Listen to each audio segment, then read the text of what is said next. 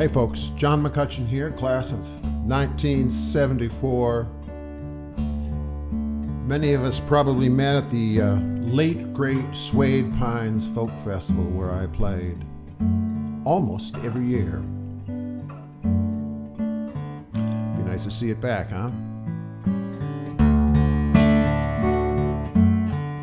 I want to express my own thanks for your generosity and your loyalty in supporting St. John's over all these years, as I have.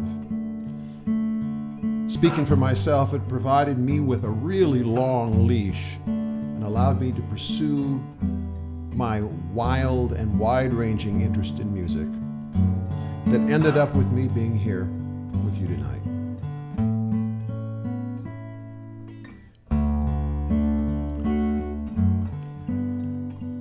But I want to tell you about an event that happened on another college campus. This time in Alabama, University of Alabama at Birmingham. I was doing a concert there, oh gosh, it was about 1984. All the sound checks, all the light checks were done. And I was in my backstage dressing room about 30 minutes before the show. The doors had just opened, people were coming in to fill up the seats, and I was reading a book, as is my habit in a backstage dressing room. When all of a sudden, the door to that room exploded open, and in literally swept an elderly African-American woman pushing a broom. And I could tell by that broom and by the uniform that she wore that she was a janitor, a custodial engineer in this institution. And she was as surprised to see me as I was her in that room. And she apologized profusely. She said, "Oh my goodness, I'm so sorry. I didn't know anyone was going to be in this room. It's just on my list of rooms I'm supposed to clean tonight. I'm sorry, I'll come back later when you are done." And I said, "Ma'am, I'm not going to be done with this room for at least 3 more hours, and it seems silly to make you wait all that time to clean up one room, especially this one. I'm not going to make any kind of a big mess. So how about if I go out and take a walk? You can come clean the room, be done, go home." And she said, "Well, if you feel that way about it, you don't even have to move. Just put your feet up there on the counter, and I'll kind of sweep around you." So I did, and she did. And the whole time she is checking me out in the mirrors that are lining the walls of this room. And when she's finally done, she's leaving and she spins around in the doorway and she points a crooked finger at me and she says, "You know, I know who you are. Your face is plastered all over this town. You're the guy who's going to sing here tonight, aren't you?" And I said, "Yeah, that's me."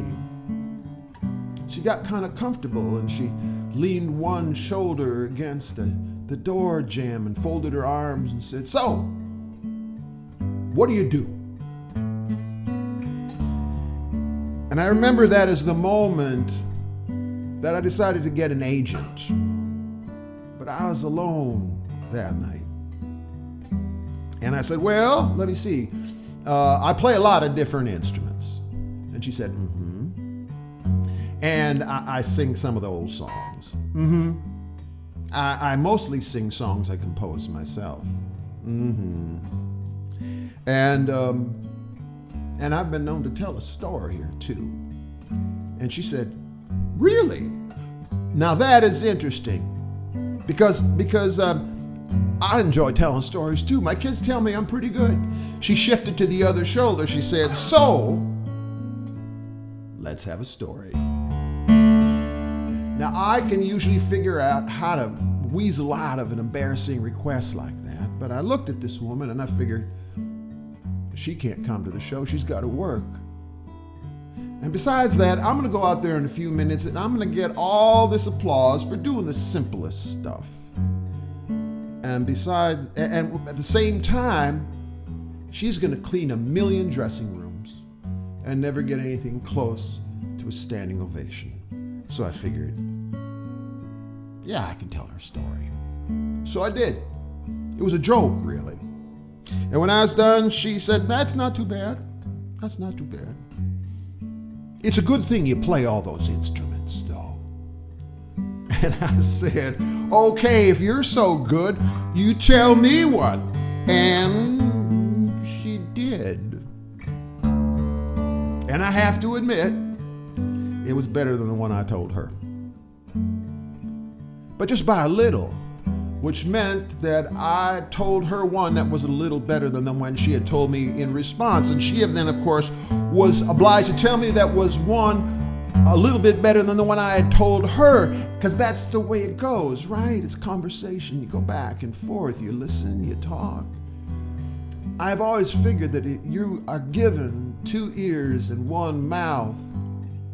And if you use those organs in that basic proportion, you'll be okay. So we went on like that for 15, 20, 30 minutes. Heck, I don't know. I completely lost track of time until someone stuck their head in the door and said, 2 minutes. And my fellow Johnnies, I got to tell you, it was like coming out of a trance. I mean, I had completely forgotten where I was, what I was there to do.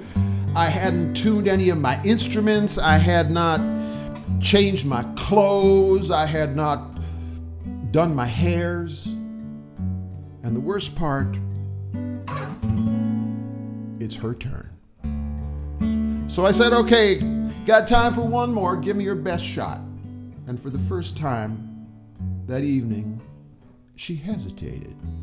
And thinking that maybe she didn't understand what I meant, I said, okay, listen, I gotta go to work now too. And we have time for one more, and it's your turn. So tell me your best one. No. Tell me your favorite.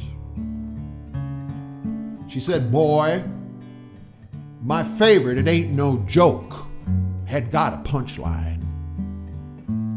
Now, this is not the kind of thing you need to tell a storyteller, because we storytellers understand that a punchline, more often than not, is a gimmick. A good story is all in the telling. And then she added, equally unnecessarily, and it's true.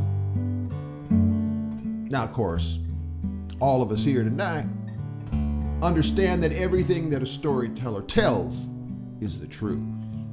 I mean, it's not always factual. But good heavens, friends, we live in a day and an age where we see people obscuring the truth with facts on a daily basis. So I remember she had a baseball cap type thing that was part of her uniform. She thumbs it back on her brow and she plops her elbow down on the bald-headed end of that broom. She looks me in the eye and she tells me her favorite story. And she changed my life. Because 2 minutes later when she was done, it was my favorite story. And during the intermission of the concert that night, right there at the University of Alabama in Birmingham, it became this song. And in the, 36 years now that this song has traversed the globe with me dozens of times, it's been a wonderful traveling companion, and it has taught me in 100 different ways that the story in this song is not only factual, but more importantly, it's true.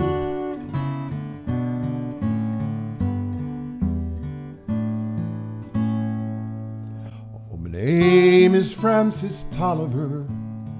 I come from Liverpool. 2 years ago, the war was waiting for me after school. To Belgium and to Flanders, to Germany to here, I fought for king and country I loved dear. It was Christmas in the trenches where the frost so bitter hung. The frozen fields of France were still, no Christmas songs were sung. Our families back in England were toasting us that day. The brave and glorious lads so far away. Well, I was lying with my messmates on the cold and rocky ground when across the lines of battle came a most peculiar sound. Says, "Aye, now listen up, my boys," each soldier strained to hear, as one young German voice sang out so clear. "He's singing bloody well, you know," my partner says to me. Soon one by one each German voice joined in harmony. The cannons rested silent, the gas clouds rolled no more, as Christmas brought us respite from the war. Well, as soon as they were finished and a reverent pause was spent, God rest ye merry gentlemen, struck up some lads from Kent. The next they sang was Stille Nacht, to silent nights as I, and in two tongues one song filled up that sky. There's someone coming towards us, the frontline sentry cried. All sights were fixed on one lone figure, trudging from their side. His truce flag like a Christmas star shone on that plain so bright, as he bravely strode unarmed into the night. Soon one by one on either side walked into no man's land. With neither gun nor bayonet, we met there hand to hand. We shared some secret brandy, we wished each other well, and in a flare-lit soccer game, we gave 'em hell. We traded chocolates, cigarettes, and photographs from home. These sons and fathers far away from families of their own. Young Sanders played his squeeze box. They had a violin, this curious and unlikely band of men.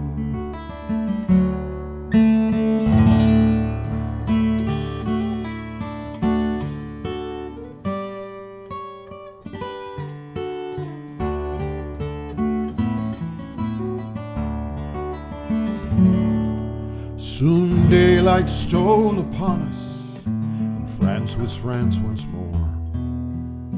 With sad farewells we each began to settle back to war.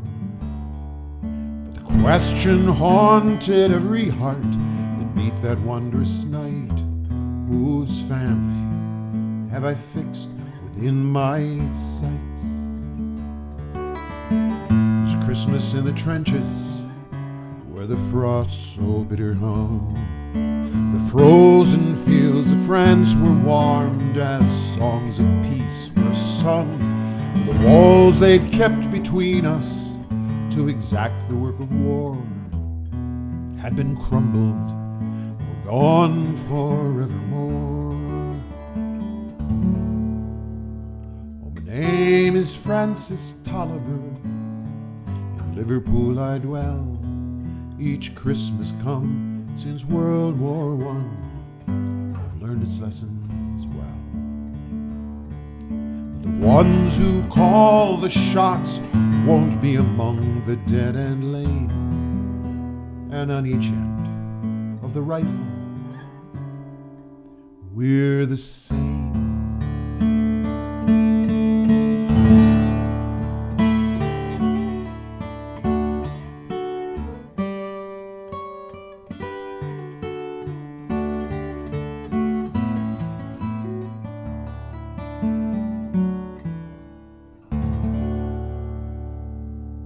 Merry Christmas.